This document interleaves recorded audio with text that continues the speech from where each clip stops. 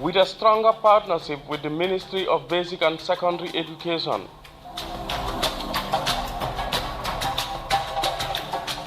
GRTS will now broadcast your weekly education forum every Saturday at 7 p.m. Education Forum remains the avenue to your weekly insight into MOPS's drive for inclusive education for all in the Gambia.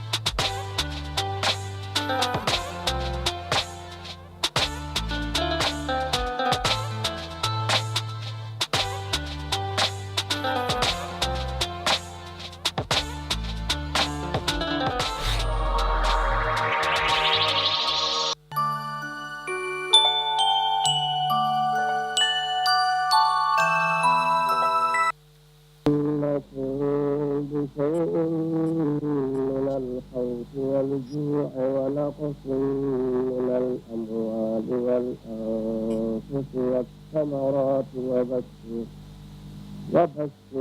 الصابرين الذين إذا أصابتهم مصيبة قالوا إنا لله وإنا إليه راجعون.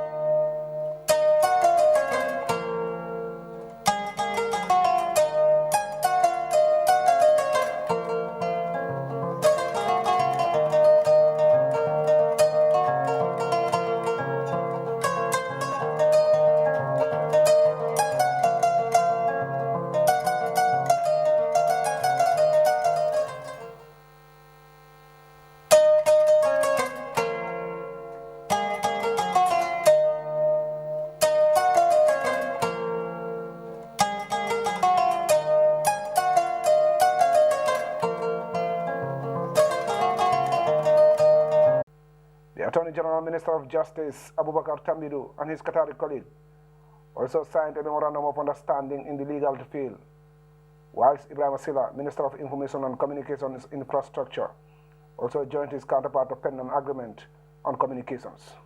These events mark the highest point of President Barrow's visit to the Gulf Emirate, which has positioned itself as a major player in global affairs.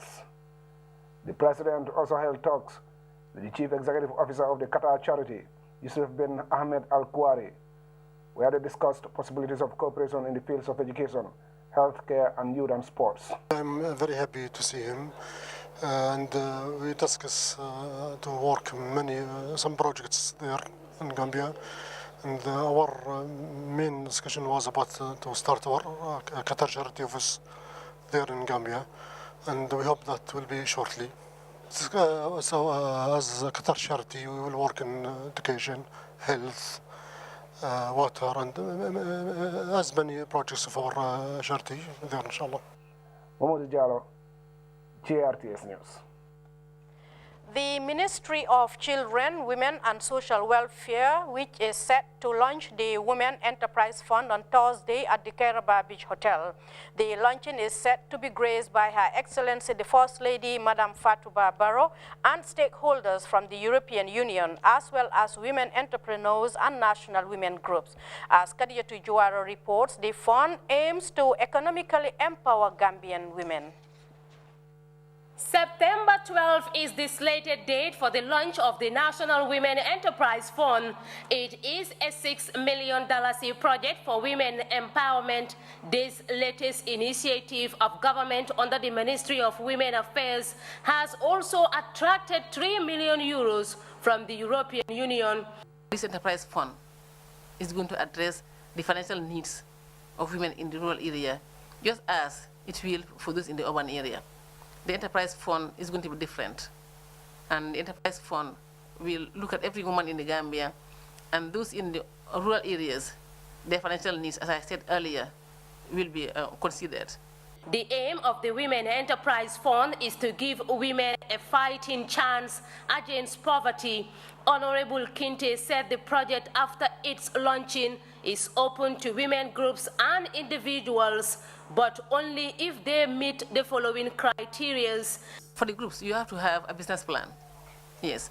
If you don't have any such plan, our staff will help you develop a business plan. And then once all of that is done, then that will be part of your appraisal. Are still in custody at the Mile 2 State Central Prisons and ordered by the Principal Magistrate Donjai of Kanifing. The Minister of Basic and Secondary Education, Claudiana Cole, is the latest to appear at the third ordinary session of the National Assembly to answer questions from the members of Parliament on areas concerning the ministry's works. Aminata Isanyang reports.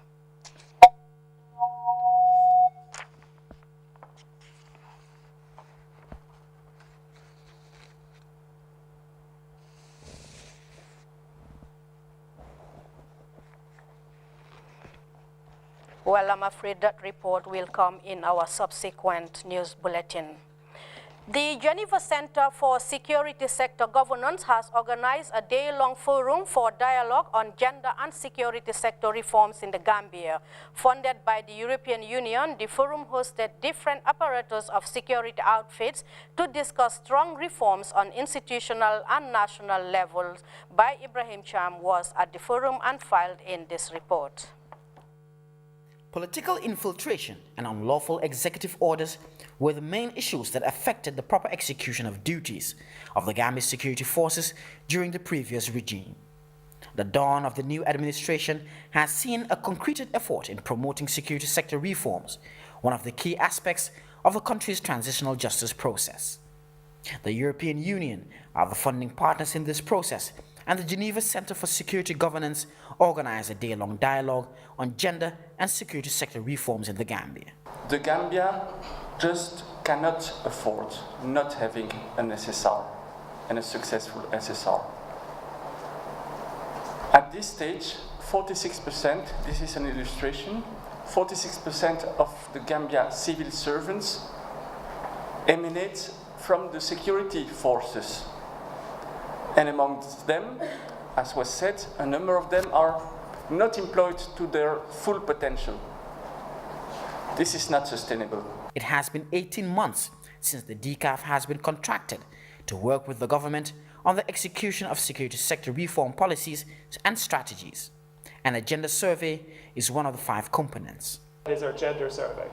And this is intended to be a piece of research that again establishes the evidence base for where the institutions are at on the gender issues, and in turn then to provide clear recommendations to those institutions and to government for the changes that they should consider as they go through the reform process. And that is the key output of that process and indeed today's session. Addressing gender policies in institutional and national level is key, and the current Minister of Women's Affairs pushed for more representation of women in decision-making by occupying high-ranking levels in the country's security sector. Security institutions must begin to incorporate gender concerns into the fabric and culture of their standard operating procedures. This requires institutionalizing gender awareness and responsiveness training for all security officials when reforming institutions. It also means a comprehensive capacity building and training of the security personnel is imperative.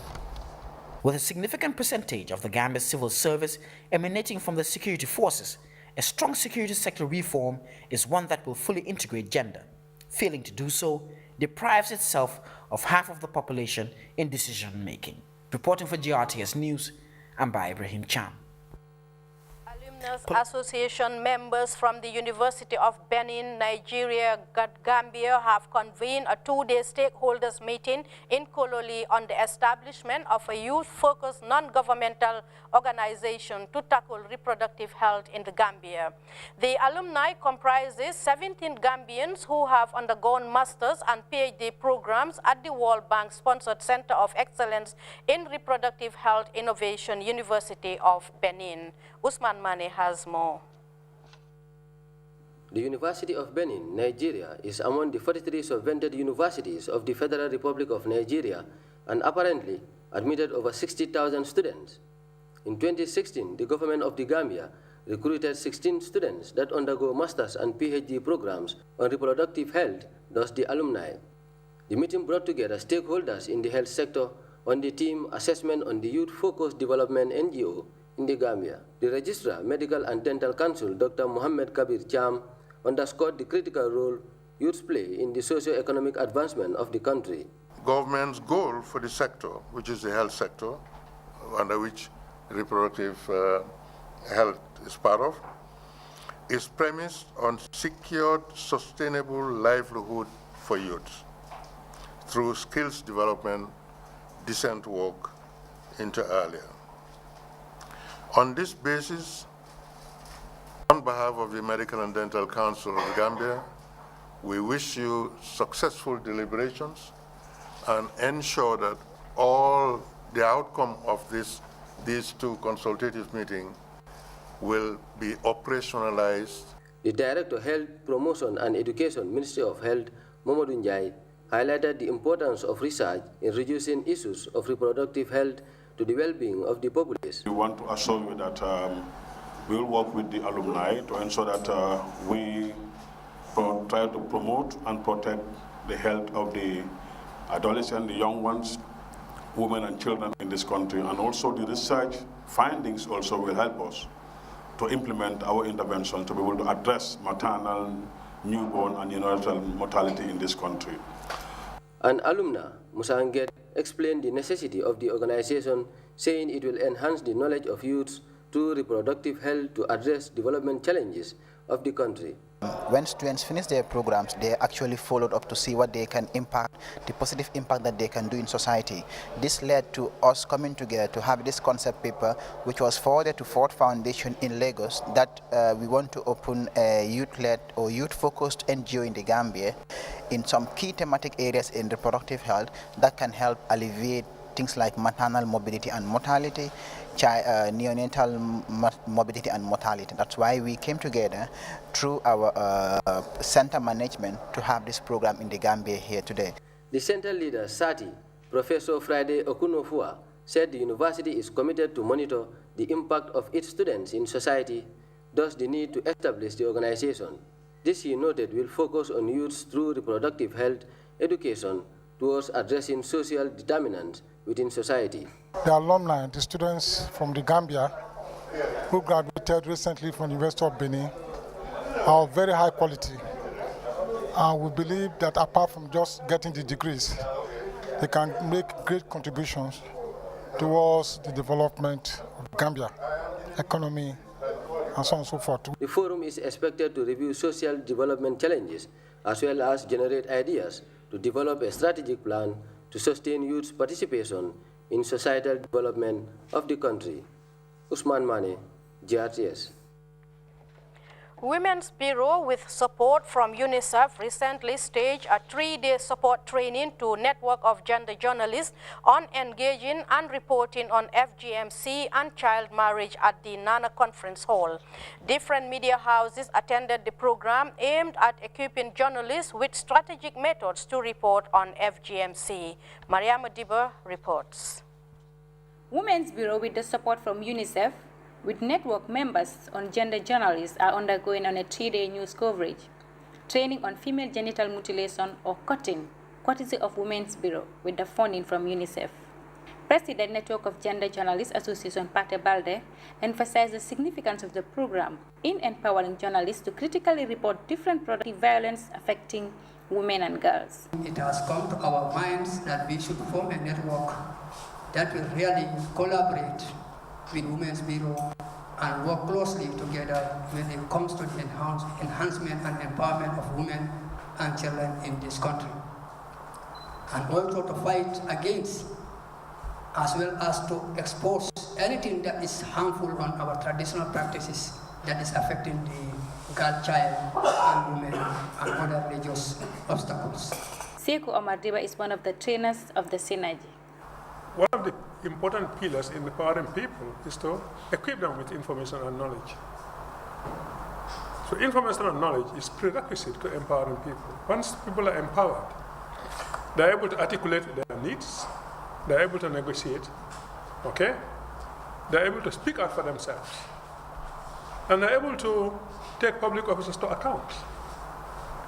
And they're able to plan and carry out activities that will enhance their well-being. Speaking on behalf of the Dean, School of Journalism and Digital Media, Samba Fall, challenged participants. As journalists, it is your duty to be able to play your roles as watchdogs of society. And in order to play that watchdog role, you have to be informed. And how are you going to be informed? Through workshops and trainings like this, because you cannot actually report about something that you don't know about. Nena Toure, Assistant Director, Information Education and Communication, Women's Bureau, described journalists as critical partner of our institute, whose contribution is immensely impacting positive social and behavioral change management on FGM and other inhuman treatment against women and girl child. In reporting cases, we need to be reporting on facts. Our reports need to be accurate for the public to have confidence in what is being reported. In the next 3 days, participants will be exposed to different thematic reporting skills and know-how on FGMC, child marriage, and host of other domestic violence. For GRTS News, I am Mariam Adiba. A local environmental advocacy association in Gunjur called the Environmental Concern Group has partnered with the Ward Councillor of Gunjur to conduct a massive tree planting exercise themed on rehabilitating the area's depleting forest cover. Sena Bujain reports. The 7th edition of annual voluntary tree planting exercise organized by Gunjur's Environmental Concern Group aimed at restoring lost flora and fauna in the area. The chairperson, Environmental Concern Group, Mr. Lamin Jammeh, cited sand mining as a major challenge hampering the management of the area's ecosystem, while stressing the need of the massive tree planting exercise. The motivation behind developing this community forest is we have a lot of trouble about the rain patterns, every year we see that the rainy season is reducing. Normally the rainy season starts at July, coming to June up to late October, but this is not happening anymore. So through our observation, we understand that it's because of lack of trees, because so many trees has been cutting down much more the indigenous trees. So that has motivated us to go and look for trees and plant them at the forest cover. Acting Regional Forestry Officer in Birkama, Bakari Jaju, commended the volunteers for complementing his office's efforts in restoring lost forest cover. Tree planting is one of the major contributors towards maintaining our environment, because as we all know, our environment is already depleted, seriously depleted. So replacing them is a major activity in maintaining our environment, especially our forest cover. As we all know what the forest contribute towards the environment. We all know, as we are encountering now, people are complaining about the rainfall. And the trees contribute a lot towards maintaining our rainfall pattern. And then also, they also contributed towards the climate change. Emphasizing the scientific and medicinal importance of green environment, Ahmed Manjang, a Gambian microbiologist working in Saudi Arabia, who doubles as a member of the Environmental Concern Group, highlighted some of the essential factors that should push members to advocate and work on keeping a greener environment. The plants are the lungs of this earth, if you know what I mean by lungs. Without trees, there will be no life. That is just not a slogan, it's a fact. That's why there's nobody living in the desert. And where I live and work now in Saudi Arabia is in a desert. We don't dare stand under the sun this time of the day. You will just be roasted. So that's what makes me passionate about it. These trees, they not only provide us with oxygen that we breathe, but they also clean the earth of the carbon dioxide that is generated by our generators, our vehicles, and also burning, hydrocarbons. Several other volunteers used the occasion to renew their commitments to judicially maintain and protect a habitable environment for humans, plants, animals, and other species. Sainabu Jang for GRTS News. Reliance Financial Services has signed a Memorandum of Understanding with the Basse Area Council to support women in the region. As our URR correspondent Seydou Kamara reports, the MOU is meant to uplift the economic status of women. Reliance Financial Services has signed a Memorandum of Understanding with Basse Area Council in support of the women financial status in the Upper River region. The signing ceremony attracted district councillors, women groups, and other dignitaries. The Alcalá of Basse, Mamadou Seluba, commended the Reliance Financial Services for supporting the women of the region to improve their economic status. Council and management of Basse Area Council, I must really embrace you people for having the foresight how to go ahead to develop this region. Head of Operation Reliance Financial Services, Mamadou Diouf, noted that more than 35,000 women across the country have successfully benefited from the loan program. And this Memorandum of Understanding will usher a financial platform that will deliver access to finance, which is unlimited to all the communities and all the women groups in the region through the collaboration and partnership of Basse Area Council. Giving testimonies of the success of the loan, the women, however, took turns to explain how the loan scheme was able to help them to expand their businesses. Mariama Trawale, in an emotional tune, expressed appreciation and thanks to Reliance Financial Services for economically empowering rural women. Reliance Risk and Recovery Manager Benedict Gomez said the initiative is part of Reliance's contribution to the socio-economic development of the country. Gomez commended the women for respecting the loan agreement as stipulated in the payment deal. In our quest to change lives, we are not discriminating against any community. And in the quest to work with women, we have decided to build branches across the country to the financial divide, to bridge the gap between the rural and the urban.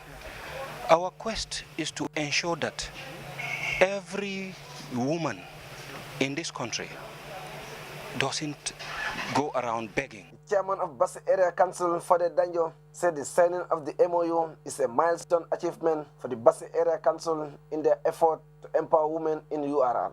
We all know development cannot go without empowering women, without empowering youth. Empowering women means you are empowering the whole nation.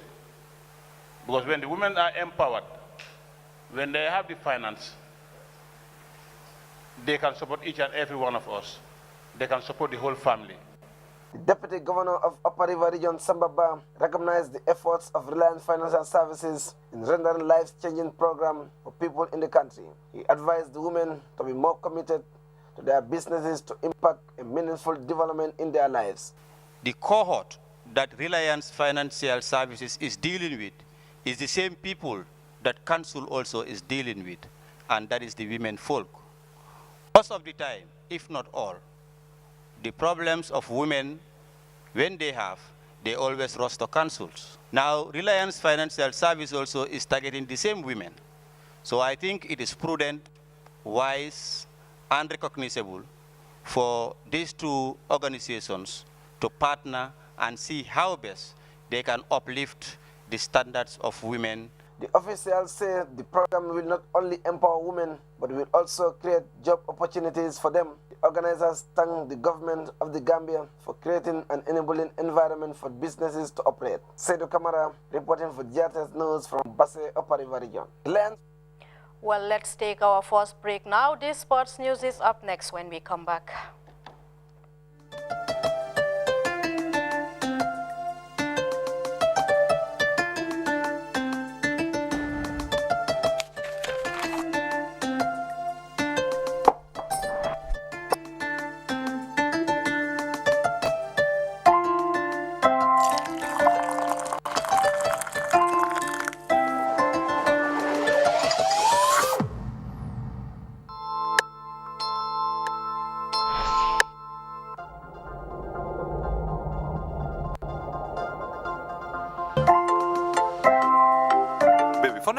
Suukar laa doon wër. xanaa boutique amu si boppu koñ bi. Suukar Sofi laa doon wër te suukari Sofi dafa yomba saf set sell te si réew mi fii lañ ko defaree xanaa xamuloo xale yi si boppi koñ bi suukari Sofi la ñuy ataaya ndax dafa sakkan.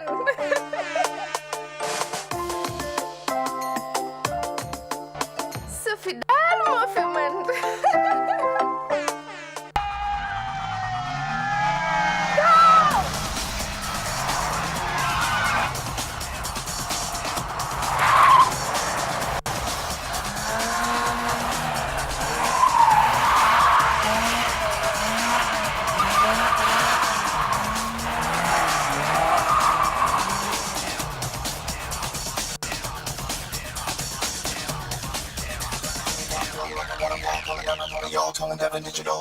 Digital.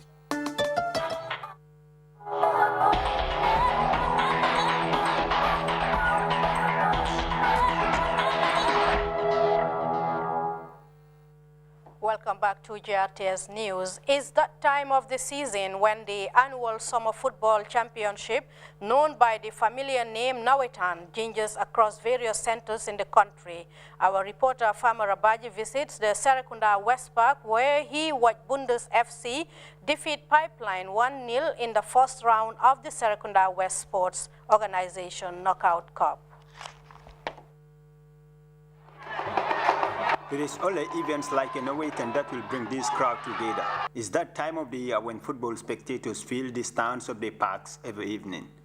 This crowd, some of which are jubilant fans, gathered to witness the clash between Pipeline United Football Club and Bundes FC in the first round of the Serekunda West Nawetan Knockout Cup. It was an entertaining encounter throughout, as both sides enjoyed possession football, with plans of seeking gaps to exploit, which was never available in the entire first half.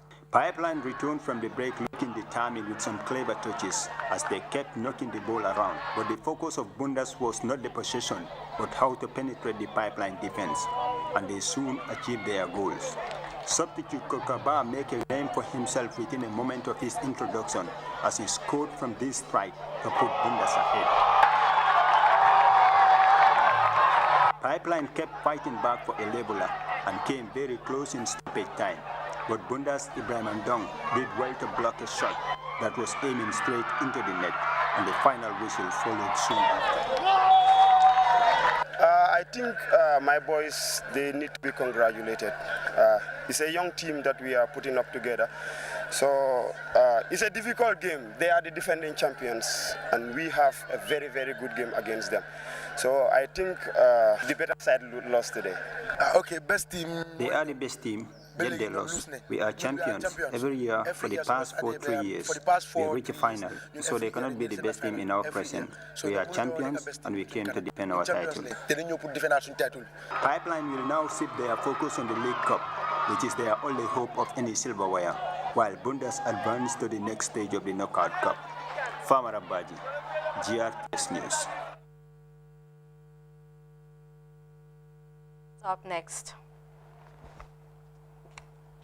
Special Economic Zone is a 160-hectare mixed-use business park strategically located within the boundaries of Banjul International Airport, the Gambia. It is the only economic zone located within an airport in West Africa.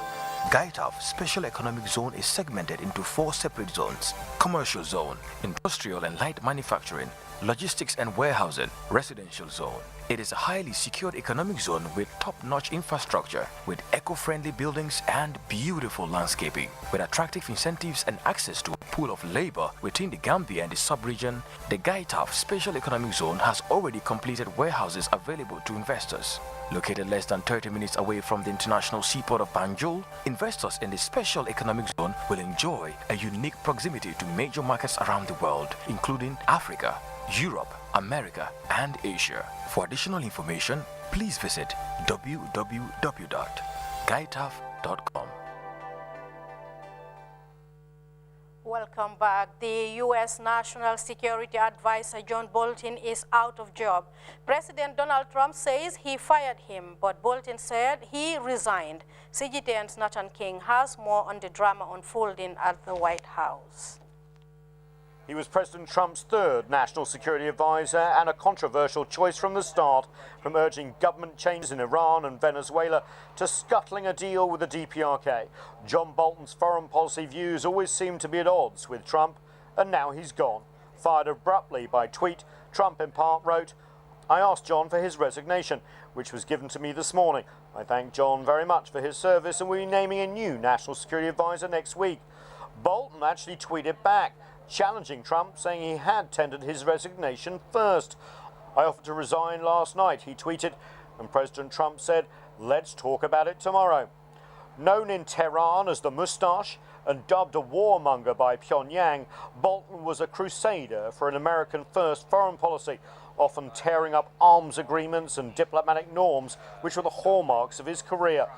But differences over negotiations with the Taliban and Bolton's opposition to a rapprochement with Russia put him at odds with a president who follows his instincts on foreign policy and, as Trump loyalists say, keeps his friends close but his enemies closer. Following Bolton's firing/resignation, the US Secretary of State pointedly reiterated Trump's desire to meet with Iranian leaders, perhaps at the United Nations. Bolton's departure lead to a change in policy or just a change in tone? Nathan King, CGTN, at the White House. He was president. Officials from the European Union and Cuba held their second meeting of the Joint Council on Monday in Havana. Their goal is to strengthen bilateral relations. CGTN's Luis Chirino reports from the Cuban capital. The meeting was headed by European Union High Representative Federica Mogherini and by Cuban Foreign Minister Bruno Rodriguez. Mogherini arrived in Cuba over the weekend and was officially welcomed by Rodriguez at the Foreign Ministry building. The Council members discussed how to further advance the implementation of the Political Dialogue and Cooperation Agreement signed by both parties in 2016 and currently under provisional implementation. Following the session, the top European Union diplomat and the Cuban foreign minister addressed the media. Nuestro acuerdo puede ayudar a impulsar la cooperación económica. Our accord can help boost economic cooperation, including trade and investment, and as Cuba boosts modernization, this accord can help support such changes in the benefit of the Cuban people. The European Union is Cuba's largest trading partner and investor. Last year, European Union trade approached more than $3 billion with the island. Meanwhile, the Cuban foreign minister said that this second joint council opens a new stage in Cuban-European Union relations with its outcome favoring bilateral links. The European Union is Cuba's major trade and investment partner in areas such as construction and agriculture. Cooperation involves renewable energy, climate change mitigation, and economic modernization.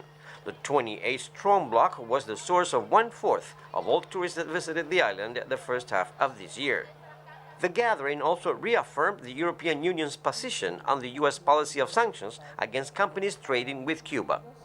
The European Union rejects the full enactment of the U.S.'s Helms-Burton Law and considers as illegal the extraterritorial implementation of unilateral coercive measures and will resort to all appropriate measures to protect its legitimate interests, its citizens, and companies.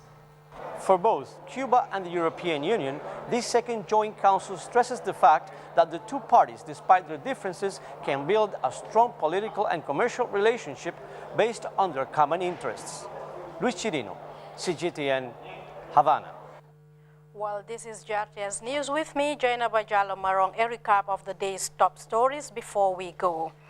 The Gambia and State of Qatar have signed a number of bilateral agreements following talks between President Barrow and the Qatari Emir Sheikh Tamim bin Hamad Al Thani at the Royal Palace in Doha. The Gambia government will formally release the much-anticipated report on the Jaina Commission detailing the financial activities of former President Jammeh and his cronies on Friday. The report will include the government's white paper, a 93-page dossier on findings and recommendations of the Jaina Commissions. Prosecutors have dropped charges of arson, rioting, and breaking of properties against 30 people, including a popular entertainer Ali Cham alias Killer Ace, after a lower court referred the case to the High Court. National security outfits are discussing gender and security sector reforms with the Geneva Center for Security Sector Governance. In sports, the Nawetan season has begun across the Gambia. In the Serekunda West Park, a major showdown saw Bundas FC defeat Pipeline 1-0 in the Knockout Cup round. And elsewhere, President Donald Trump has sacked National Security Chief John Bolton, saying he disagreed strongly with many of his suggestions. Well, that's all in this edition of the news. Join us again at 10 p.m. for another news bulletin.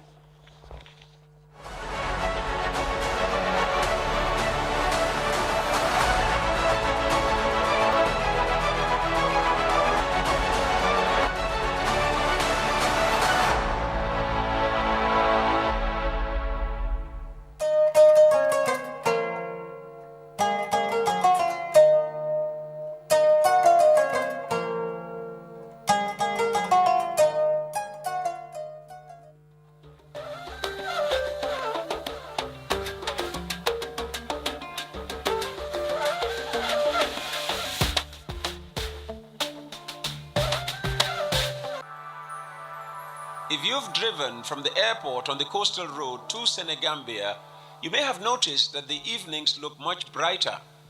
The National Water and Electricity Company has replaced more than 2,200 old streetlights with LEDs thanks to the Gambia Electricity Restoration and Modernization Project financed by the World Bank. These LEDs use around half the energy of the old incandescent streetlights. This means reduced energy bills and more electricity to go round. Moreover, LED streetlights need less maintenance and last 2 times longer than the old bulbs. Let's hear what Gambians are saying about the new streetlights. Lampa bi dafa leer trop, lampa bi njëriñam bari na because limay jaay jaratut sax bay jënda ay lampa ndaw di def ci suma bir box bi. Fu way tollu mu ngi gis limay jaay. So lampa bi mom njëriñam mashallah. Do ñi let la tol nata. Do suda do kula fango ay mo la do ko sone yandile. Bitiki 12 fana ni kum